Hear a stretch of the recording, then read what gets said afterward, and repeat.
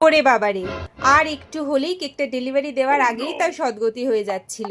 আসলে কাল রাতে একদল বন্ধু তাদের এক বিশেষ বন্ধুর জন্মদিনে সারপ্রাইজ দেওয়ার জন্য এই ধরনের থিম কেকটার অর্ডার দিয়েছিল। বাই দ্য ওয়ে, হাই, আমি বৈশাখী ফ্রম কলকাতা, আর এই হলো আমার বেকড উইথ বৈশাখীর আজকের প্রেজেন্টেশন।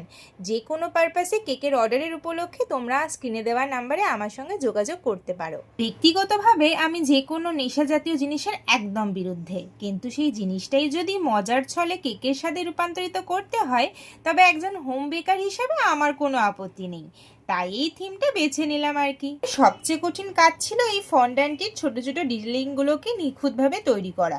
একটু এদিক ওদিক হলেই পুরো কেকটাই নষ্ট হয়ে যেত, তাই ভীষণ ধৈর্য ধরে একটা একটা করে সাজিয়ে দিলাম। আইনত এবং স্বাস্থ্যের দিক থেকে আসল মাদক ক্ষতিকর হলেও ফন্ডান্ট দিয়ে তৈরি আমার এই মিষ্টি মাদকগুলো কিন্তু আপনাদের সুগার ছাড়া শরীরের আর কোনো ক্ষতিই করবে না, তার গ্যারেন্টি কিন্তু আমার।